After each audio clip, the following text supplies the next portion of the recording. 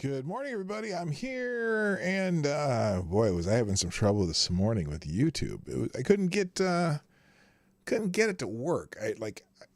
All my other websites come up just no problem, and YouTube would come up blank, and so I couldn't even get things set up. But I'm here. I'm sorry I'm a little late, and is what it is. I was even home early enough to get the show set up and stuff. So anyway, I hope you're having a good Tuesday morning. I am. It's other than the YouTube thing, and we're going to go through a few things that happened yesterday in Coof World, and then I'll probably go through a couple other things besides that. But it is Tuesday. I don't have a moniker for Tuesday. Taco Tuesday, TikTok Tuesday. Oh, we were gonna make Tuesdays TikTok Tuesday. Well, we'll see if we can find some interesting TikToks. We'll go to the libs of TikTok and see what's on there and laugh at some shit like that. So anyway, I am. What am I? I don't know. I'm ready to go. Are you? I hope you are. How about we play the intro, Johnny? Ladies and gentlemen, coming to you live from the Lucky Dog studio in a hidden location somewhere in the upper Midwest of the United States of America, it's a brother making his own way but with all the wrong opinions. Welcome to the Morning Night Live with your host, yours truly, PDawg Knight.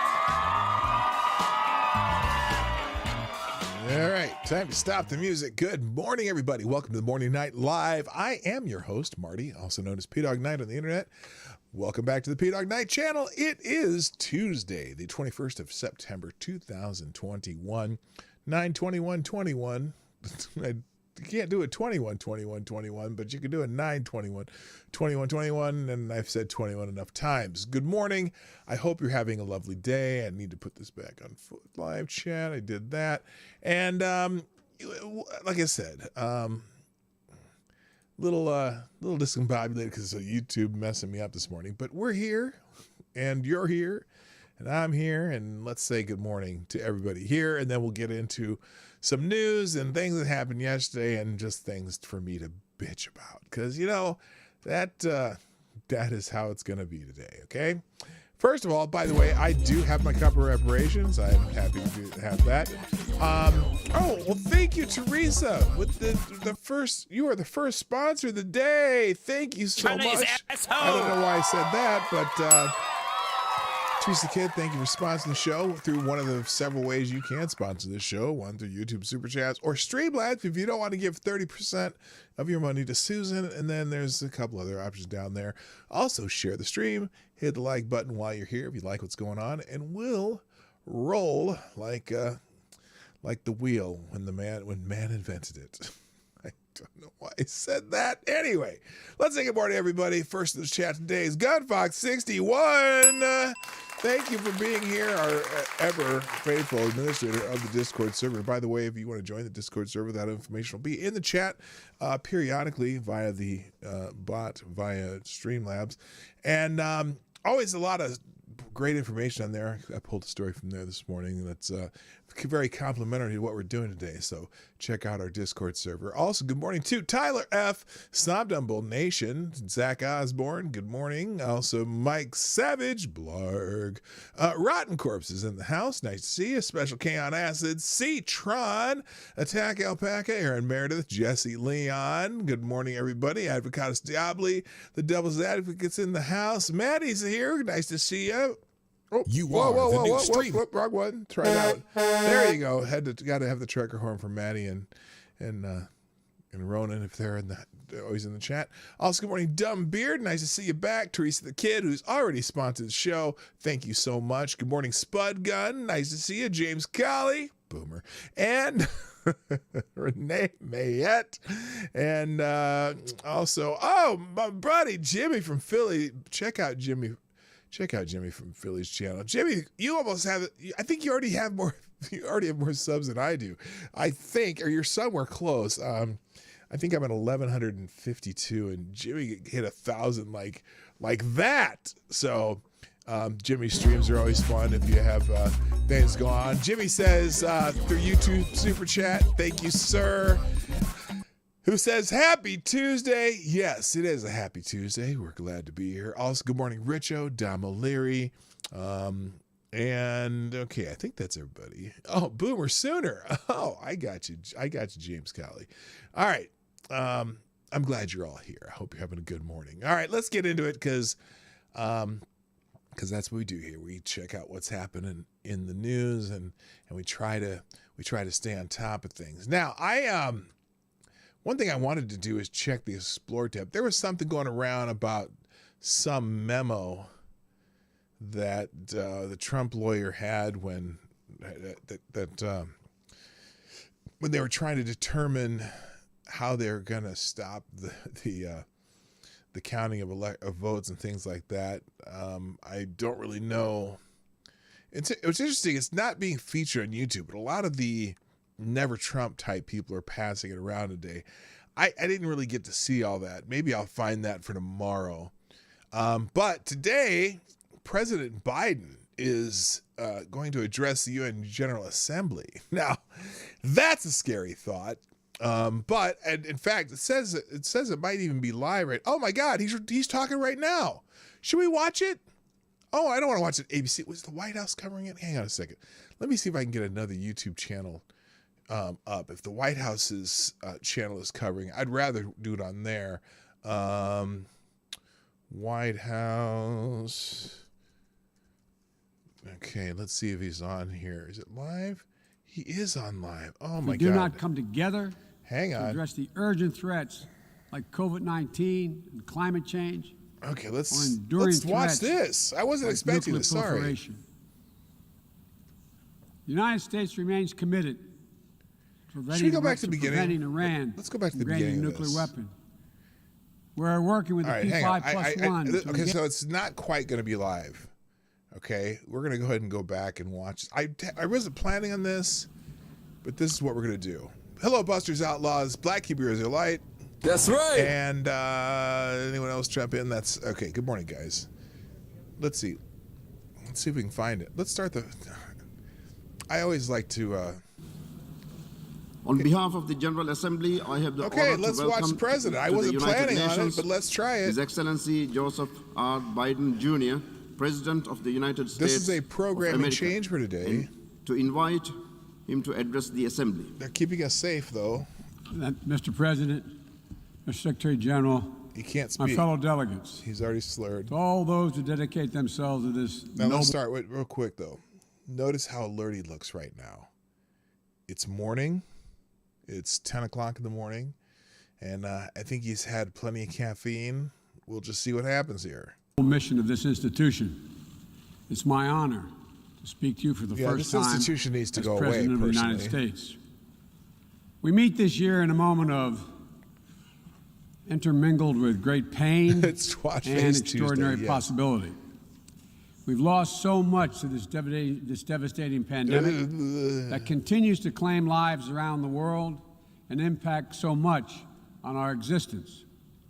We're mourning more than 4.5 million people, people of every nation, from every background. I thought it was only the United States. You would think by our news media it's only us, but he said it's all over the world. Oh my goodness.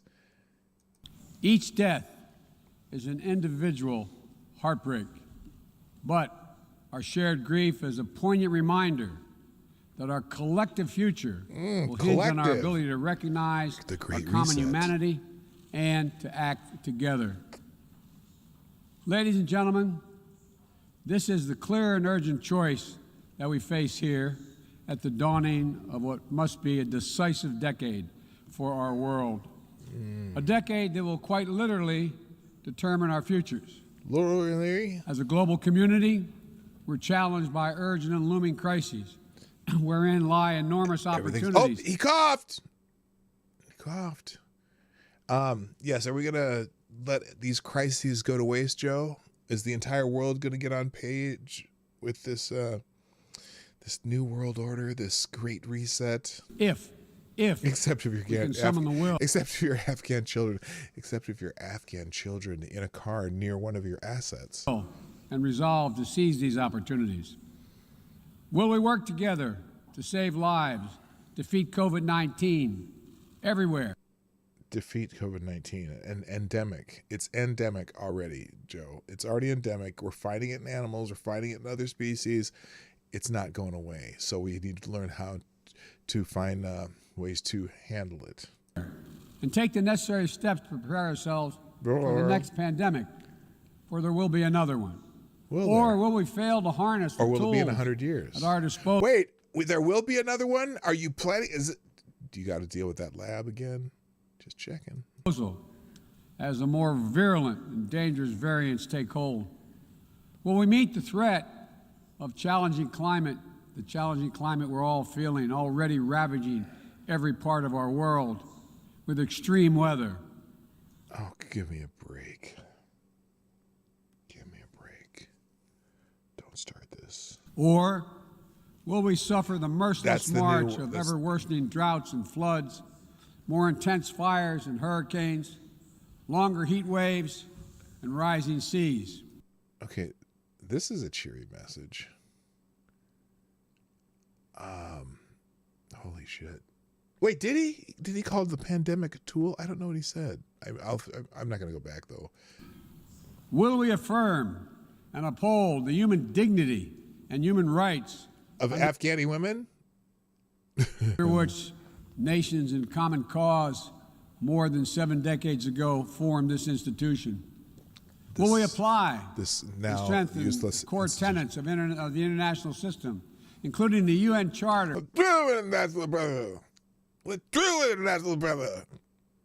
Sorry, I got to go back 5 seconds. I missed what he said there. The core tenets of the international system, including the UN Charter and the Universal Declaration of Human Rights, as we seek to shape the emergence of new technologies and deter new threats.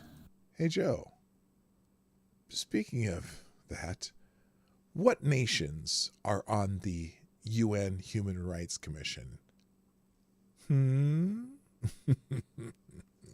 Or will we allow those universal principles to be trampled and twisted in the pursuit of naked political power? Oh, my God. Who is... Oh, my God. Naked political power. That's weird because you seem to be trying to consolidate that in the United States. Good morning, T-Ball, by the way. Oh, my God. In my view, how we answer these questions in this moment, whether we choose to fight for our shared future or not, will reverberate for generations yet to come. Simply put, we stand, in my view, at an inflection point in history. How much longer is this? And I'm here today to share with you how the United States intends to work with partners and allies to answer these questions. Really? Because France is commitment. By the way, France is really mad at us right now about that nuclear submarine deal with Australia. They pulled their ambassadors from the two countries, I think, from the two countries. How we're going to work together? Well, you might want to talk to France about that. And help lead the world toward a more peaceful, prosperous future for all. Prosperous people. Or a less prosperous future for all? Just go ahead. Instead of continuing to fight the wars of the past, we are fixing our eyes on devoting the wars of the future. Sorry, I can't help myself. Resources of the challenges that hold the keys to our collective future. Ending this pandemic, addressing the climate crisis, managing the shifts in global power dynamics, shaping the rules of the world. You mean where we give up power and to the Chinese and the Russians? Because they seem so weak. Hello, Alex Bones. How you doing?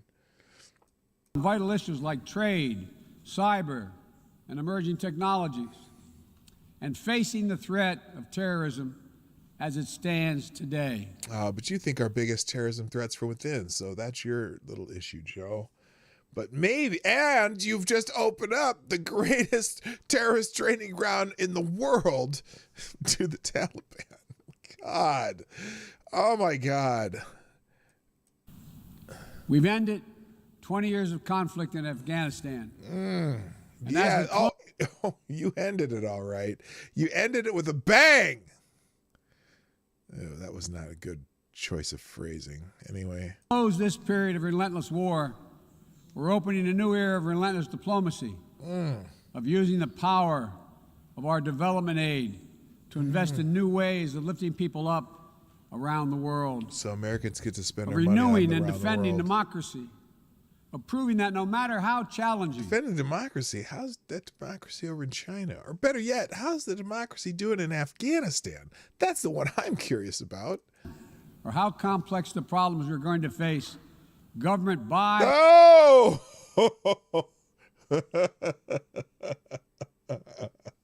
If you're just listening, like if you're driving and listening, they just showed the Afghanistan delegation to the UN. Now, I'm curious.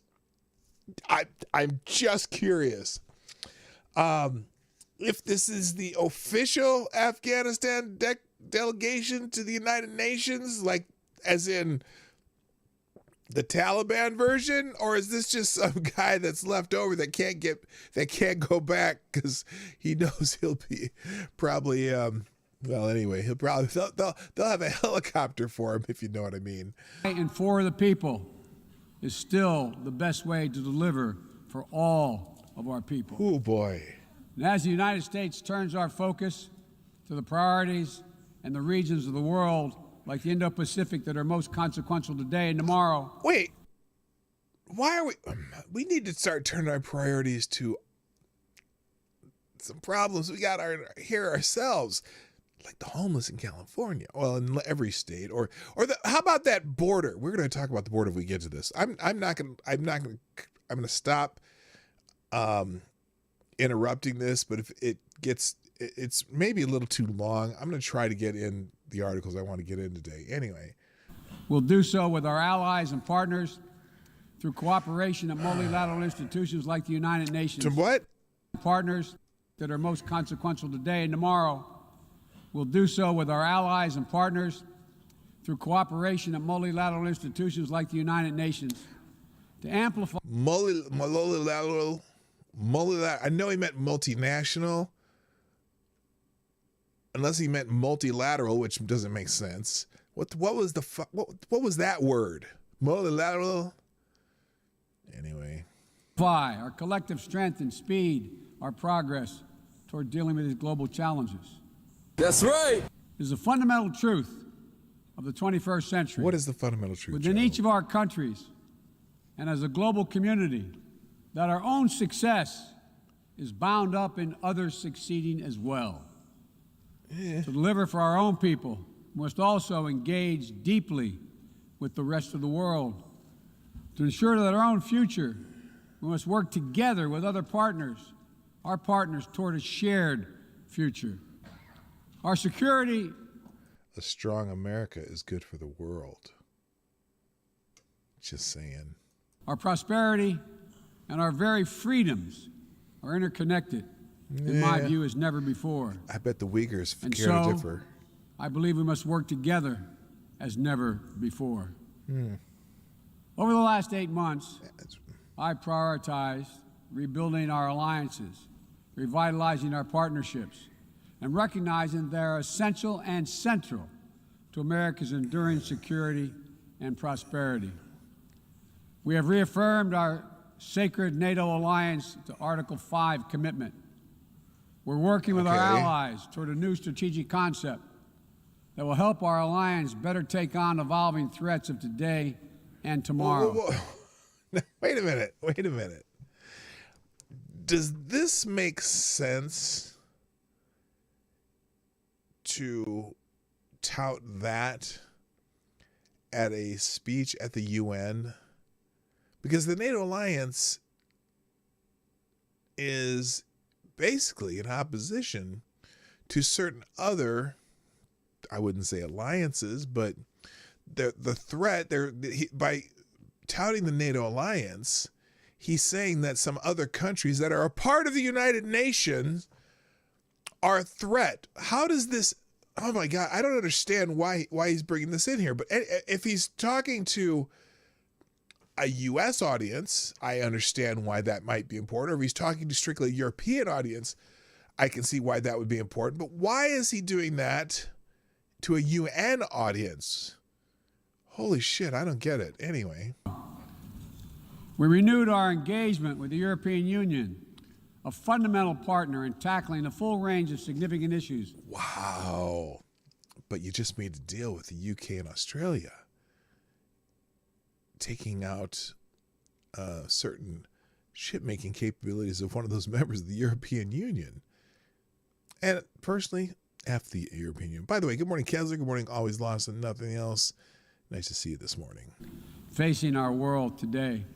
This doesn't make sense. We elevated the Quad partnership among Australia, India, Japan, and the United States to take on challenges ranging from health security to climate to emerging technologies.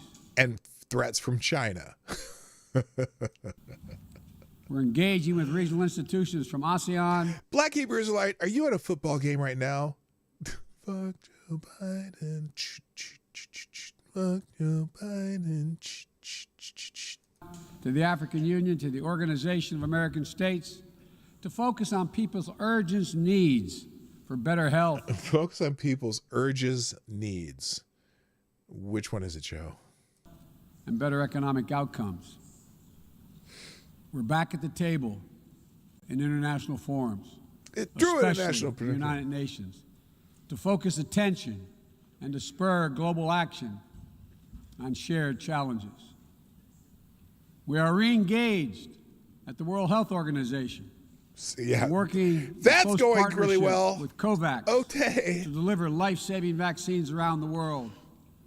We rejoined the Paris Climate Agreement, and we're running, which is doing nothing. Take a seat in the Human Rights Council next year at the UN. Wait, take a seat in the Human Rights Council next year at the UN. Oh, well, it's about time, because who's on it now? Who's chairing? Does anyone in the chat offhand know who's chairing it right now? I thought it was Saudi Arabia or something like that, or something ridiculous like that was chairing the Human Rights Council, or Cuba was doing it for a while. I'm not really sure. I can take care of my own urges. Hey, now, a little too much information. And as the United States seeks to rally the world to action, we will lead not just with the example of our power, but God willing with the power of our example. Make no mistake, the United States will continue to defend ourselves, our allies, and our interests against attack, including terrorist threats, as we prepare to use force if any is necessary. But to defend our vital U.S. national interest, including against ongoing and imminent threats. But the mission must be clear and achievable, undertaken with informed consent of the American people, and whenever possible, in partnership with our allies. That's true, Richo. U.S. military power must be our tool of last resort, not our first. Well, wait, hold on. Okay. Duh. I'm just curious. Can you name a time in the? I'm trying to think of a time maybe when U.S. military power has been our first resort. Oh my God, this speech means nothing. Used as an answer to every problem we see around the world. Indeed, today, many of our greatest concerns cannot be solved or even addressed through the force of arms. Okay, what? Bombs and bullets cannot defend against COVID-19 or its future variants. To fight this pandemic, we need a collective act of science and political will. We need to act now to get shots in arms as fast as possible and expand access to oxygen, tests, treatments to save lives around the world.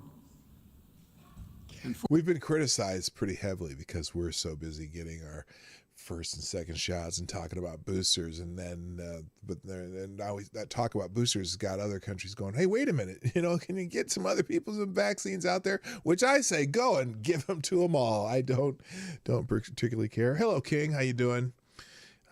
For the future, we need to create a new mechanism to finance global health security that builds on our existing development assistance and global health and a global health threat council Oh my that is armed with the tools we need to monitor and identify emerging pandemics. He got it back. So that we can take immediate action. Already, the United States has put more than $15 billion toward global COVID response, the global COVID response. Okay, I just want to hear that again. I wonder if anyone in the audience here who speaks English notices that he's butchering the English language. Already, the United States has put more than $15 billion toward global COVID response, the global COVID response. Global COVID. We've shipped more than 160 million doses of COVID-19 vaccine to other countries. 116 million doses. Now,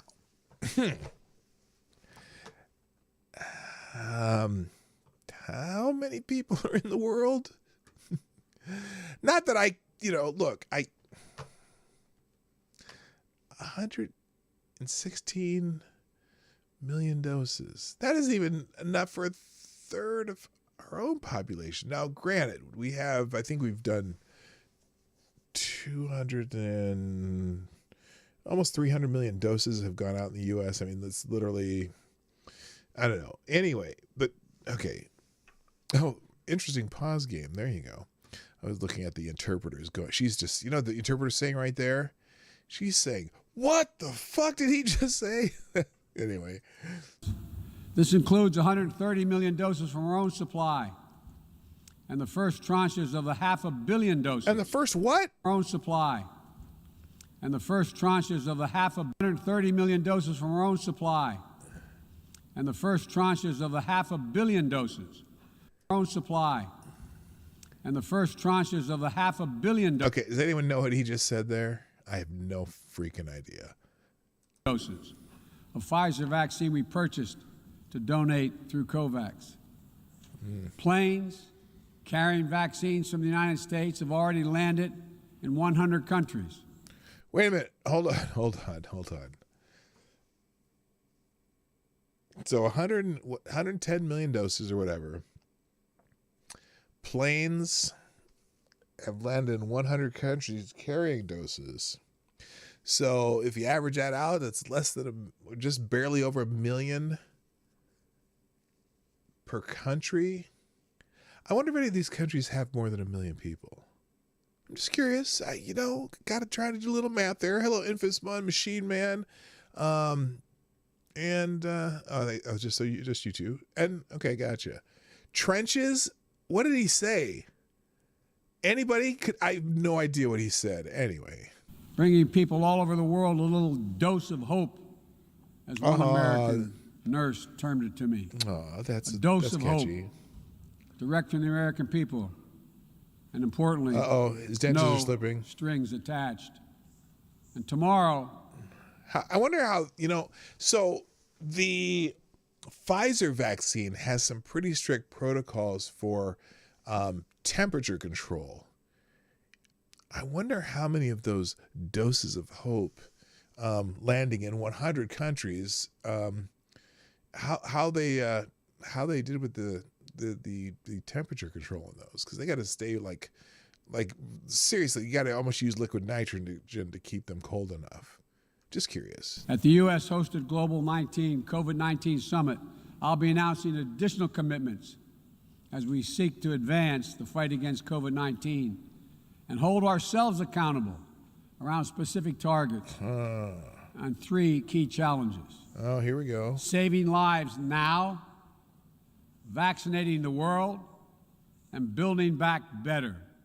Oh, get the fuck out of here. This year has also brought widespread death and devastation from the borderless climate crisis. The extreme weather events that we have seen in every part of the world, and you all know it and feel it, represent what the Secretary General has rightly called Code Red for humanity. And the scientists and experts are telling us that we're... Here he goes with his scientists and experts. We're fast approaching a point of no return in a literal sense. We already did, apparently. To keep within our reach the vital goal of limiting global warming to 1.5 degrees Celsius, every nation needs to bring their highest possible ambitions to the table when we meet in Glasgow for COP26. Does that include India and China? They have to keep raising our collective ambitions. China is over asshole. time. In April, I announced the United States' ambitious new goal under the Paris Agreement to reduce greenhouse gas emissions from the United States by 50 to 52% below 2005 levels by 2030, as we work toward achieving a clean energy economy with net zero emissions by 2050. So we're going to not have any plans. And my administration is working closely with our Congress to make critical investments in green infrastructure and electric vehicles. Congress is not going along with your bullshit. Well, the House is, but the Senate probably isn't, because, you know, you're... Joe, come on. There are, if you haven't noticed, a lot of the car companies are focusing on electric vehicles and a lot of the technologies. Of course, you know, I saw a great, hang on a second. Let me see if I can find this. There was a great, did I bookmark it? Let me see if I bookmarked this. Hang on a second.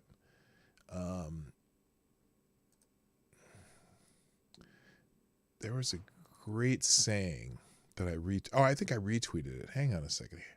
Oh, here it is. Here's something that in the United States that is probably very apropos to what he just said. And here it is. And I'll just read it to you if you're driving. In the first panel of this cartoon, global warming will kill us all. We need to start taxing carbon. Here's a solution, holding up nuclear power. I don't want a new solution. I don't want a solution. I want to create new taxes. Ah, yeah, that's it. Jimmy from Philly. How you doing, my brother? I see you there. Yeah, global warming. I thought it was climate change. Yeah, it is climate change. But this, I think, is pretty much tells you how like it is. They don't care about give a shit about global warming. They want to create new taxes and have consolidate more power from this climate emergency that we're having right now. Because it's an emergency, right? Don't let a good crisis go to waste. It's a crisis, and we can't let it go to waste for a way you to consolidate power and create more taxes. They'll help us lock in progress at home toward our climate goals. Until you get, but by the same time that we're increasing or decreasing ours by 50 to 52%, Joe, what are China and India doing? Are they decreasing? Because now they create more than we do. Both of them do. What are we doing about them? If this is such an urgent deal, oh no, we're going to just destroy our own economy first. That's what we'll do. Let's just destroy it. Because, you know, a weak America is great for everybody. And the best part is, making these ambitious investments isn't just good climate policy. It's a chance for each of our countries to invest in our... Whoa! Just watched a video about a 5-year-old Tesla. Its range was down to 65 miles. New batteries cost over $20,000. Holy crap. Yeah, I was wondering that, man, when I was driving back, when we were driving, where was it? Was that the drive to Colorado and we saw a Tesla driving from Florida? Yeah, that's what it was. And I was wondering, how long does it take to take a trip across the country in a Tesla? Because you could only go about 200 miles on the new Teslas, 230 miles, something like that. You can go about 230 miles, and then you got to go charge the batteries, and they don't charge in 15 minutes. Do they? Anyone here own a Tesla or know much about Tesla? I thought it took a while for those to charge. Plus, you got to make sure you're driving where you have charging stations, which I'm sure they're building more of those. But, yeah. and guess what? You need new batteries, but what are the batteries made of? Lithium. Oh, Afghanistan's going to be the richest country in the world. Anyway. Ourselves and our own future. Wait, what did he say? Countries to invest in ourselves. Hang on. And the best part is, making these ambitious investments isn't just good climate policy. It's a chance for each of our countries to invest in ourselves Yeah, no. and our own future. No. It's an enormous opportunity to create good-paying jobs for workers in each of our countries and to spur long-term economic growth No. that will improve the quality of life for all of our people. We also have to support the countries and people that will be hit the hardest and that have the fewest resources to help them adapt. You mean the ones that should be already In April, underwater? I announced the United States will double our public international financing to help developing nations tackle the climate crisis. And today, When did you announce that? I'm proud to announce that we'll work with the Congress to double that number again, Okay, including for adaptation efforts.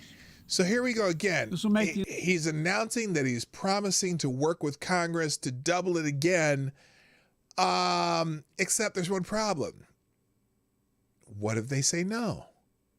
What if you're just making promises you can't keep right now?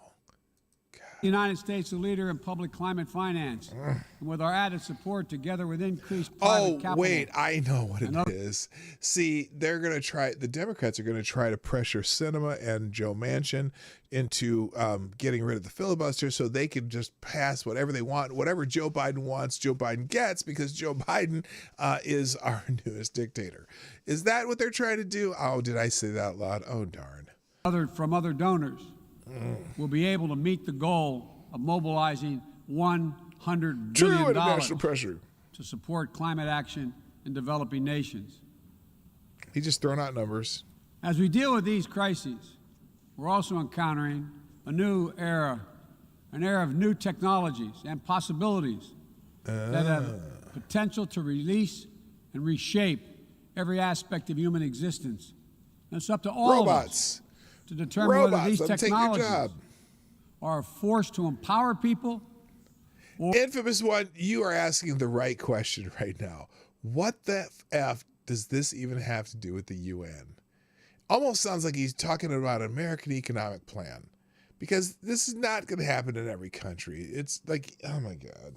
Or to deepen repression. As new technologies continue to evolve, we'll work together with our democratic partners to ensure that new advances in areas from biotechnology to quantum computing, 5G, artificial intelligence, and more. What about our developing world? What about our God? What about what about the countries that aren't developed? How's this going to help the countries that aren't developed? Jesus. Are used to lift people up, to solve problems, and advance human freedom. Yeah. Not to suppress dissent. Hey, the Haiti delegation. You got a lot of your countrymen stuck over here. I got a story on that too. Target minority communities. And the United States intends to... Wait, what? He's talking to the fucking UN. What did he just say about minority communities? Are used to lift people up, to solve problems, and advance human freedom, not to suppress dissent or target minority communities. What? What? You're talking to the fucking UN, Joe. What are you talking about? Oh my God. That's just Joe. Joe's just a... And the United States intends to make a profound investment in research and innovation, working with countries at all stages of economic development to develop new tools and technologies to help us tackle the challenges of the second quarter of the 21st century and beyond. We're hardening our critical infrastructure against cyber attacks, disrupting ransomware networks, and working to establish clear rules of the road for all nations as it relates to cyberspace. We'll reserve the right to respond decisively to cyber attacks that threaten our people, our allies, or our interests. We will pursue new rules of global trade and economic growth that strive to level the playing field so that it's not artificially... Which is it? We're going to strive for economic growth, or we're going to level the playing field. Those are not exactly the same thing. Catch me? Catch my drift there? tipped in favor of any one country at the expense of others. And every nation has the right and opportunity to compete fairly. We will strive to ensure that basic labor rights, environmental safeguards, and intellectual property are protected, and that the benefits of globalization are shared broadly throughout all our societies. The benefits of globalization. We'll continue to uphold the long-standing rules and norms that have formed the guardrails of international engagement for decades, that have been essential to the development of nations around the world. Bedrock commitments like freedom of navigation, adherence to international laws and treaties. Oh boy, I'm trying. I'm really trying. He's putting me to sleep, to be honest with you. This doesn't make any sense. The old racist in him can't help it. Rich pander worldwide for those poor dumb POC. Yeah, when the world is mostly POC, so to speak. Good God. Support for arms control measures that reduce the risk and enhance transparency. Gunfox, doesn't it sound like it? It almost sounds like he brought the wrong speech with him. This doesn't make sense in front of the UN. It would make sense if you were talking to strictly NATO countries, or possibly like the G7, or a region of the world. But this is the United Nations. The majority of the countries don't apply to some of it. A lot of the countries don't apply to some of this. Or this doesn't apply to Our approach is firmly grounded and fully consistent with the United Nations mission and the values we've agreed to when we drafted this charter. Really? These are commitments we all made and that we're all bound to uphold. Hang on, let me see if this thing ever ends. Okay, it ends. It's roughly 1632. Okay, I'm not going to watch any more of this. This is killing me. And I'm sure there's nothing groundbreaking in it. So, anyway, I'll leave the link to this in the links down below. I do want to get to a few of my articles though, because I just can't take this anymore. Yeah, good old Mushmouth Joe. Anyway, let's change gears here, because I want to talk about well, what the hell's going on my, there we go. Here we go. Move that over there. All right. I'm going to talk about a couple things that are happening. One, I'll leave. I don't want this up here. Hang on. All right. Let's talk about what's happening at the southern border. Something that Jen Psaki said yesterday in the press conference regarding, because we were talking about all the Haitian immigrants that that were finding in Del Rio, Texas, or whatever. And the question that came up in my mind, well, besides the fact that how the fuck did they get to Del Rio, Texas from Haiti, right? Because they didn't walk from Haiti, but yet they're all walking across the border, across this little, dam thing, and then and they're up in Del Rio, Texas. I'm like, how do you walk from Haiti to Del Rio, Texas? Which is the first question. But the other one was, and it comes up quite often, so we're expecting and almost demanding that people in the States here get vaccinated. We're putting pressure on companies to force their employees to get vaccinated if they have more than 100 employees, and possible fines and stuff. By the way, one of the companies I work for that has probably over 200, maybe 300,000 employees still hasn't said anything to us yet. So I'm just curious if that's going to happen soon. We haven't gotten our mandate from my employer. I think they know that if they do it, it's going to be a bloodbath as far as them being able to produce what we produce. But anyway, my question was, they're requiring the jabs for everyone in the U.S., but they're not requiring any kind of proof of jabs from people coming across that border. The processing bridge there and stuff. And so I'm saying that, as the Biden administration. Good question, Check Your Logic. You came in just in time for that. And also, good morning, Renee Mayette. So the Biden administration is supposed to be keeping us safe by requiring people to get the jabs, but they're not requiring them from the new immigrants who are coming across our border in a less than legal manner. And we're just trying to figure out why they're not, why they're not requiring the jab for people who are coming across the border. And yesterday, Jen Psaki, everyone's favorite White House press secretary, let's see. I want to turn that ad on. Where's the volume on the ad? Can I turn the ad off? I don't know if I can. Please. From taco spots. Stop. Okay, hang on, because I do not want to hear this ad. I can't remember which is this one. I'm going to turn that volume down until the ad is done. Jen Psaki at a press, whatever call it, what do you call it? Press conference, the White House daily briefing or whatever, gave us an answer to that. And you got to hear this answer and if you haven't, you probably heard it on another show this morning, but my God, this answer, maybe the dumbest answer I've ever heard from Jen Psaki. And I'm telling you right now, that is a feat. It is a feat. Listen to the question and the answer asked from Jen Psaki, the Biden administration, keeping us safe from diseases and telling us why they're not requiring vaccines from possible, well, not real, the less than legal immigrants from across borders and seas that have no walking bridge to our border, but they're still mostly from Haiti. Here's the question and here's the answer. And not.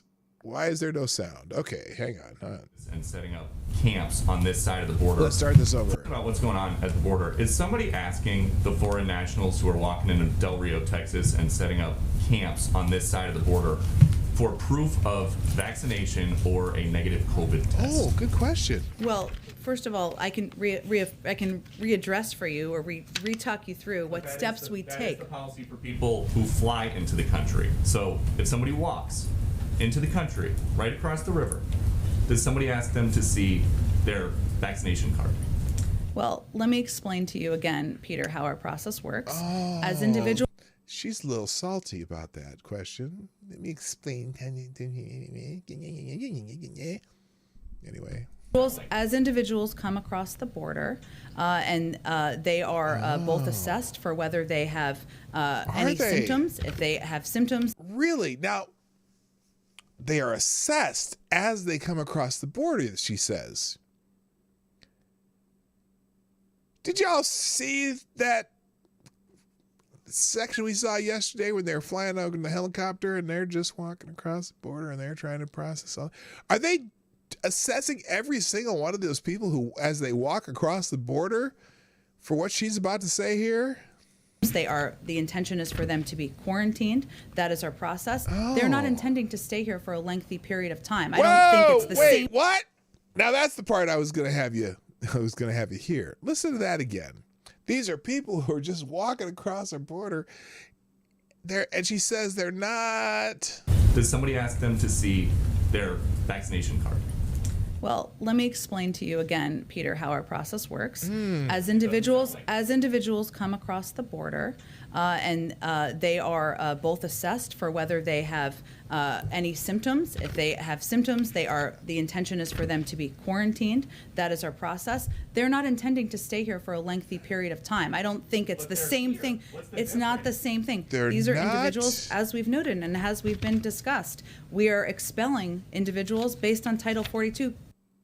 They are not intending on staying here any length of time?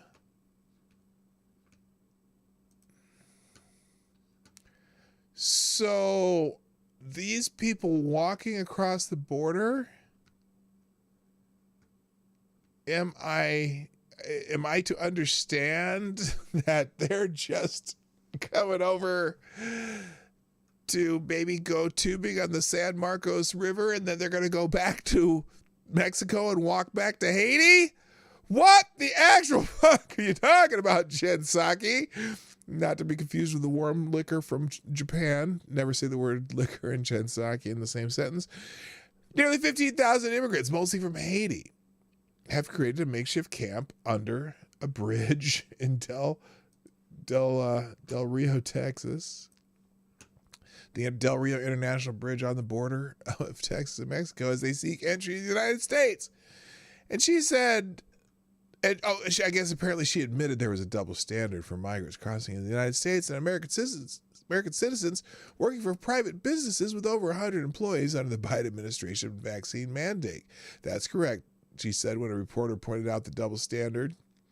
Psaki repeated her prepared talking points about the coronavirus process for migrants crossing the border and the intention to quarantine individuals demonstrating symptoms of the virus. Oh, so they must just have symptoms to be quarantined? How do you know if they're not asymptomatic? Are you testing them all? I'm just curious. Hello, Uncle Bad Touch. Come on, man. I know who you are. And hello, Renovaccio. And check your logic, too, even though I already spoke to you.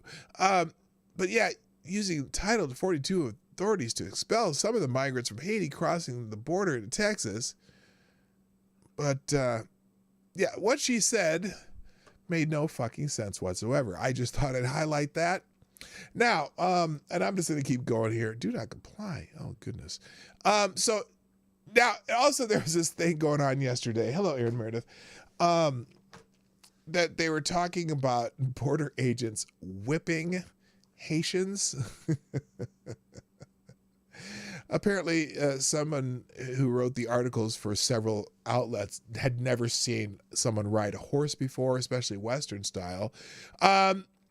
Misleading tweets about U.S. Border Patrol agents and the chaos on the southern border, excuse me, went viral Monday, though the media ran wild with images of agents allegedly whipping Haitians trying to cross the border illegally. Border Patrol agents have strongly refuted the post.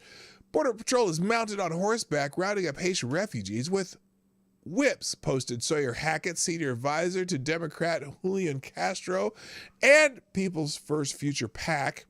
This is unfathomable cruelty towards people fleeing disaster and political ruin. The administration must stop this. Yes, I'm sure that the Biden administration said, go out and whip those. Never mind, I'm not going to say it because it just didn't even sound good sound coming from my mouth. The post was retweeted and quote tweeted nearly 34,000 times and liked 12,500 times. Here it is, it's 60,000 now. The Border Patrol is mounted on horseback, rounding up Haitian refugees with whips. This is unfathomable cruelty towards people fleeing disaster and political ruin. The administration must stop this. So apparently, moron here didn't really look at the picture very closely. Candace Owen, get off my screen. According to Red State, the post made it all the way to the White House press secretary, Jen Psaki.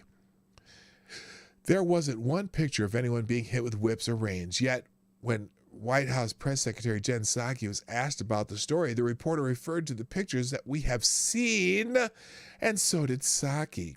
Yet the video didn't show any such thing. It means the media and Psaki just imagined they saw it and or didn't even bother with the truth.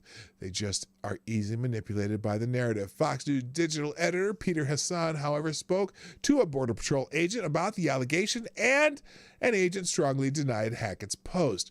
We do not carry whips, and the only thing I see in their hands are reins. Split reins, Western style. You know what I'm saying? Any horse people out there know what I'm talking about? The Border Patrol does an excellent job when it comes to use of force training. The agent added, there is no way a horse patrol unit would be whipping aliens. Whips are not issued or authorized for use. The agent had anyway. And then agent used their reins for a lot of reasons. Primarily, it's used to steer the horse, but agents will also spin them sometimes to deter people from getting too close to the horse. If they get too close, the horse can step on them, breaking bones or causing injuries. Agents also need to maintain control of their reins so they don't lose control of the horse, which can cause injuries to immigrants, the agents, and the horses themselves. So, yeah, there's this is just telling you there are a shit ton of people across the border right now. I'm absolutely stunned by what I'm witnessing right now. We are on a boat in the Rio Grande near the Del Rio International Bridge, and we're watching as masses of hundreds of migrants walk across the river from Mexico and stream into the U.S. illegally. Now, interesting note here on that. Hang on, that's not the one I want. Did I accidentally close the one? I might have. There was an article. Oh, here it is. There we go. Thank you. This is the one Gunfox sent me on the Discord server. Now, some of these immigrants, though, are figuring out, particularly the Haitian ones, are figuring out that they could very quickly be deported because of that article that apparently Jen Psaki was referencing. So now some of them are rushing away from the Texas camp back to Mexico to avoid that deportation. Some of the thousands of illegal immigrants who have amassed near the Texas border are leaving the United States, going back to Mexico to pick up supplies or avoid being deported back to their home countries. Haitians and others were witnessed Monday crossing the Rio Grande River to enter Acuna, Mexico, as they consider their options following a U.S. crackdown on the illegal immigrant camp under the international bridge. Sorry, I didn't mean to go Biden on you. The international bridge just north of the border in Del Rio. Fanel, a Haitian who has been living in Chile for 3 years, was one of the immigrants who went to Acuna. He told the Epic Times he was stocking up on supplies, including water and fruit, after hearing around camp that everybody who stayed would get deported. Fanel, who declined to give his last name, said he was considering what to do next. Yanath, 32, whose husband is Haitian. Whose husband is Haitian? Well, what is she? Anyway, whose husband is Haitian, also expressed concern about being deported. She planned to venture back to Del Rio to get her family, including her partner, and return to Acuna to try to formulate a plan. Recounting a harrowing journey from Chile, she must be from Chile.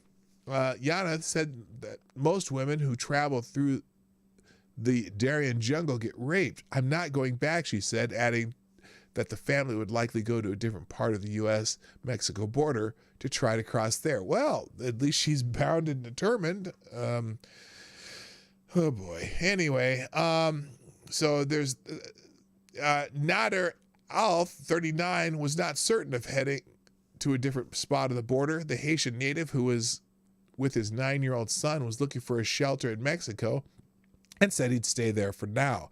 It's not an option It's not an option. I'm assuming it means to go back to Haiti. He told Epic Times, I can't go back. They'll kill me. I wonder why they'll kill him. The Del Rio has become an epicenter of the Biden administration's border crisis, which has built up since the president took office in January and abruptly reversed or altered key Trump-era policies like the migrant protection protocols, the border wall, and the expulsion of illegal immigrant children through pandemic-era powers.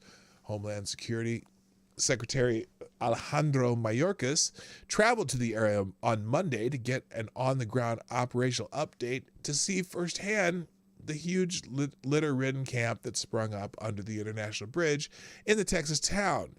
Now, I'm curious, has there been any news of Vice President Harris, apparently she's the border czar. Any news of her going down there and see what the hell's going on? I'm guessing maybe not. Anyway, Mayorkas said the surge of immigrants was rather sudden and rather dramatic, prompting a large-scale response that has included moving some 6,500 immigrants to other parts of the border. So wait a minute. They're moving some to other parts of the border? Why? Oh my God. Anyway, to ease the burdens on overtaxing. Oh, I see, because they're supposedly processing them. Why aren't we just processing them? Well, again, saying that we should process them into prisons is probably not the most politically correct thing to say, but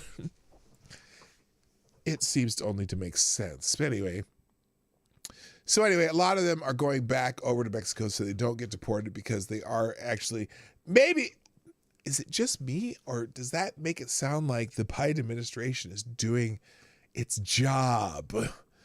God, go figure. All right. Let's see. I had 15 minutes left. We'll just get through these few and then we'll be done. In a little bit of COOF news, you'll have only one question when you see this hospital's COVID shot religious exemption form.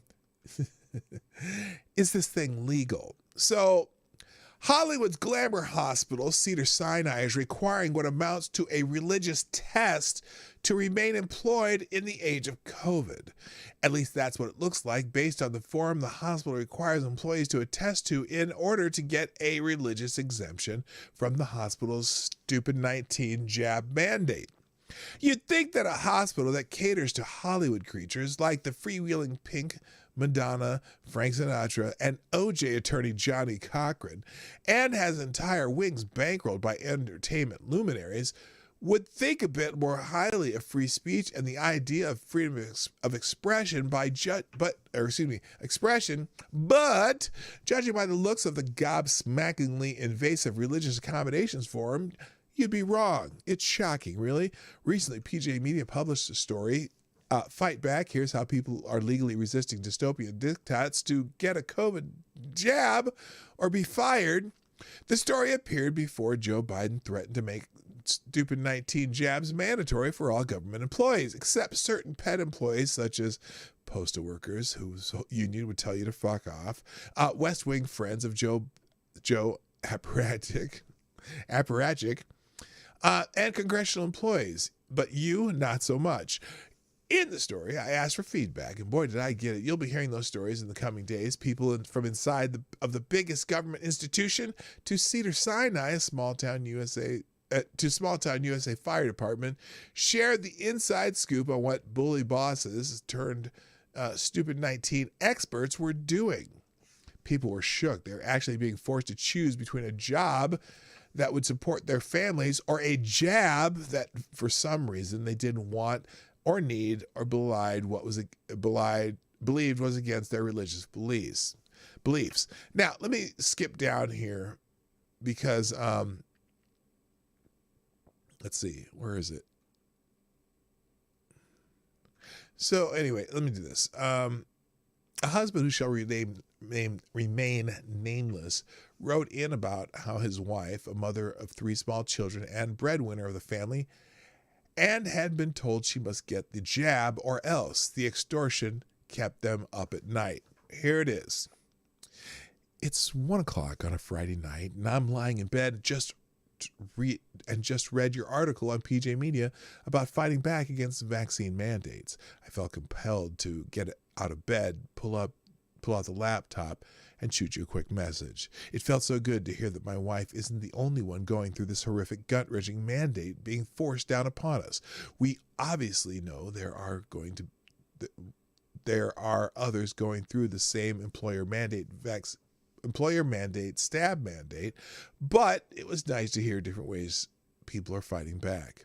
We went out to dinner this evening, and the entire time we just slowly ate throughout our meal. Our entire conversation was about her employer-driven mandate and how sick we both feel about it, how unfair it is, and we both cannot believe that we are witnessing what we are witnessing before our eyes. We couldn't enjoy our meal. My wife was literally crying at dinner tonight because she has 2 days to submit her religious exemption letter, but knows deep down that they are going to reject it. She was telling me with tears in her eyes that she's going to have to give in and get the stab for the sake of the family. After describing his wife's work at the hospital and her feeling of hopelessness, the husband spelled out the either-or proposition before his family. Thank you, John Arnott, sponsoring the show through YouTube Super Chats. I appreciate that. No message, but I do appreciate that. Thank you very much. Appreciate it. So here's what he said. Now they are mandating every single employee, even the remote workers, so people who don't come to the campus, the hospital campus anyway, get vaccinated or get fired.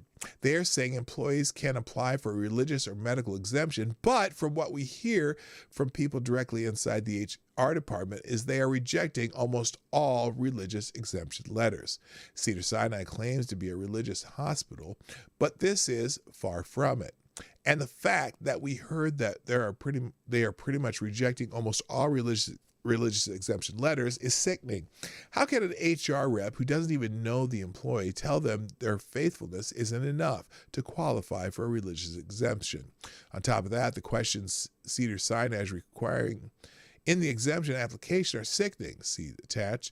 How do they have the right to ask someone when they first started to have certain religious beliefs, or how their beliefs have diminished or strengthened over time, and why, where, and how do you practice these beliefs? Who is your spiritual leader? Can you provide written documentation from a third party to support your religious beliefs? So they're asking those kinds of questions. On the hospital's website, the PR team says it's forcing the shot to comply with recent public health orders from the California Department of Health. And that means all employees, physicians, volunteers, contractors, students, researchers, and other healthcare providers at Cedars-Sinai Medical Center, Cedars-Sinai Marina Del Rey Hospital, and outpatient facilities must receive their final stab no later than September 30th. What about people who've already had COVID? What does science say about that? Or are shots the only sciencey thing approved by the company? Are people with no symptoms able to give it to Are people with no symptoms able to give it to vaccinated people? What's the science on that? So here's the form. Here's the questions. We're going to finish with it, I think. The name of your religion, your membership in a particular church or religious organization, the nature of your beliefs, practices, this is what they're forcing people to tell the company. Where and how do you adhere to these beliefs, practices, observances? When you first began to embrace these beliefs, when did you first begin to embrace these beliefs, practices, observances? Whether your beliefs, practices, observances has strengthened or diminished over time, and if so, why that was, how Cedars-Sinai policies and or procedures conflict with your beliefs, practices, or observances, whether you have a spiritual leader, and if so, whether he or she addressed the issue for which you are requesting accommodation, any additional information regarding your beliefs, practices, observances that support your request for religious accommodation. Wow, that's pretty heavy-handed there. Now, here's the thing, though. I'm going to guess that a large number of people applying for religious exemptions probably really don't need a religious exemption. But it's more of a FO kind of thing, you know what I mean? But still, there are probably some people who, actually need that religious, probably do qualify for that religious exemption. I never put it on the screen, I just realized.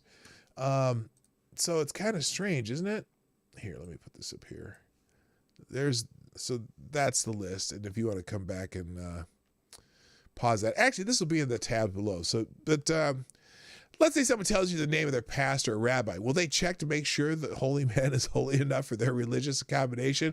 What's the test exactly? Is there training of some kind that imputes deep knowledge of spirituality and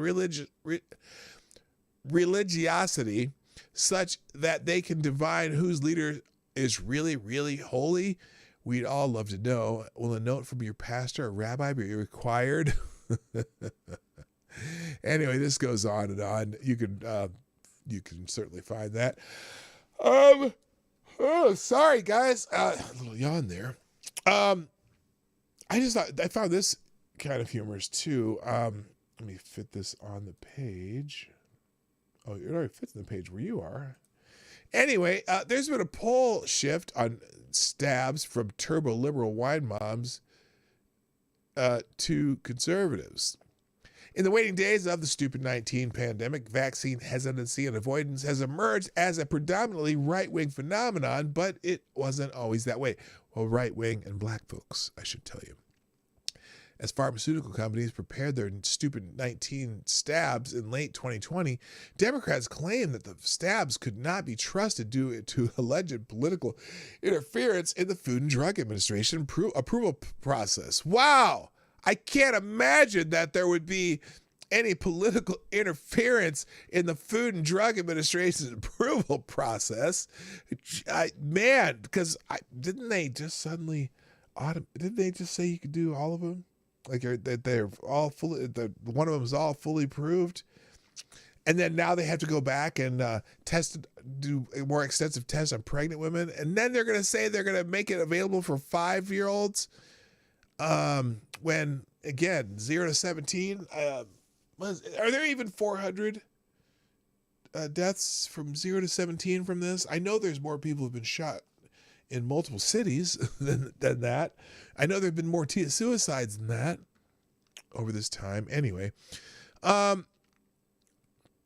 this is just kind of going over how some of the people, Democrats in particular, were talking about how they're not going to take the vaccine. In fact, not just Democrats, even some pundits. I mean, Joy Reid was one of those people. They ain't taking no vaccine, Donald Trump, blah, blah, blah, blah, blah.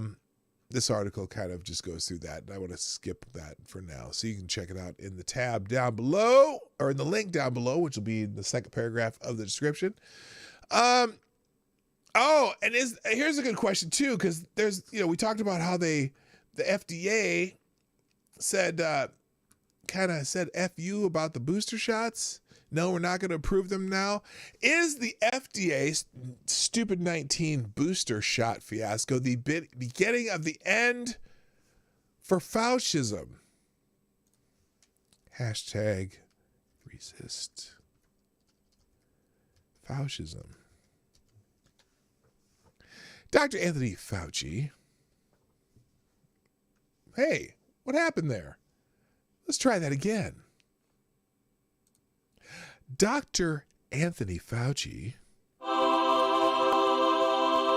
and his boss, NIH Director Francis Collins, appeared on 5 of the 6 Sunday shows this week, despite the fact that we have a de facto hostage situation in Afghanistan. The Pentagon admitted killing 10 civilians in a drone strike, and 13,000 Haitians are sitting under the International Bridge in Del Rio, Texas. No one from the Pentagon, the State Department, or Homeland Security made the rounds on the news shows. This looks like an attempt at image rehabilitation after the FDA resisted political pressure to recommend stupid 19 booster shots for all Americans 16 and older. I got to give them credit. They were not pressured into making that happen, although I don't know how long that decision will last. The FDA's decision may be a signal that the reign of Fauci is over. He told Americans that the 3rd dose of the vaccine would provide maximum immunity. Right? Fauci and President Biden set the expectation that all stabbed Americans would be eligible for a booster shot. Even worse, many Americans believe they need it based on their public statements. Having to walk back these statements is a massive hit to Fauci's credibility, as if he had any. The vote, which was based on clinical data and risk-benefit analysis, was not even close, with 16 voting against and only 2 voting for the broad-based booster. The entire discussion between the vaccines and related biological products advisory committee members, the entire discussion between the stabs and related biological products advisory committee members demonstrated that members had more questions than answers after viewing the presentation. I wish punctuation, you needed a comma there. Damn it. Messed up the sentence. Several members pointed out that there was no data from Israel, which they relied on heavily, indicating that all people over 16 need a booster. Israel's program data only addressed boosters in people over 60 and only covered 1 month. Many experts were concerned with the incidence of myocarditis in young males, with no clear indication that what a 3rd dose may do to the rate of that severe side effect. I wish I could go on, but I am out of time here. But this is a good article, and I think you should check it out. Just talking about how maybe, just maybe, the FDA is not playing along anymore. And I think they need to be a little more serious about the full approval process. I think they got bullied into approving the Pfizer stab. And if you see the Moderna and Johnson & Johnson suddenly getting approved, I think that's political as much as it is anything. But boy, oh boy, did Biden get to use that when they fully approved the Pfizer, right? So now you have no excuses. But anyway, follow Black Hebrew Israelite. Fuck Joe Biden. Oh yeah, the Project Veritas thing dropped too. I watched that. The nurse talking about how a lot of this is bullshit. Well, a lot of the people at the hospitals are thinking it's bullshit. Anyway, the other articles I have up, of course, the federal officer arrested at the Capitol rally won't be charged. Apparently they arrested some guy, but he was a federal officer. A federal law enforcement officer was arrested carrying a gun at Saturday's rally at U.S. Capitol. Billed to support the suspects charged in the January 6th insurrection, but will not be prosecuted. Oh, shocker. They're not going to. Now, oh, by the way, this federal officer was off duty. Hang on a second. He was off duty, and they're on his own. Just curious. Anyway, they're not going to prosecute him, which is, I suppose, I don't know what to think of that. I think it's an op. I thought it was an op from the beginning. As soon as they announced they were going to have that rally, and so from day one, I said, "Don't go to that. Don't go." Anyway, real quick, thank you. Thank you, Emerald Black Pill. Thank you, Zach Osborne, DJ Cochran, Tyler F., and Somnambule Nation for tweeting out the show today. It is time for me to call it a day. Also, before you go, if you haven't already hit the like button, please do that. Also, share the stream before, during, and after the stream. That always works. People can watch it on the replay. If you're watching on the replay, put a comment in the comment section. Just let me know that you were here. And if you want to sponsor the show, like Teresa the Kid, Jimmy from Philly, and John Arnott, you can do that through YouTube Super Chats and or Super Streamlabs 24 hours a day. But during the show, I will definitely highlight your messages. And there's a couple other options down in the description down below. No one uses those, but that's okay. It's there for people to have the convenience of being able to sponsor the show without having everybody know about it. So anyway, thank you so much for being here today, but it is that time for me to go. I'd sing the Carol Burnett song, but I am running a little late because I got a thing to do before I go to the other place. So, thank you for being here. My name is PDawgKnight, and I'm out of here. Bye-bye. Hey, this is PDawgKnight, and thank you for watching today on the PDawgKnight channel. If you have an observation or remark you'd like to make about this video or my channel, I absolutely welcome you to write it in the comment section down below. I really look forward to hearing from you. And before you go, if you like what you saw but you're not already subscribed, please make sure you hit the subscribe button and definitely click that bell that pops up afterwards so you'll be notified when I post new videos or when we go live. I broadcast my live show, The Morning Night Live, Monday through Friday at 10 o'clock Eastern, 9 o'clock Central. A special thank you to all the supporters of this channel who share our videos on social media and who make donations through Streamlabs, YouTube, Venmo, and Cashapp, which are all linked in the description down below. Thanks again, and until next time, I'm PDawgKnight, and I'm out of here.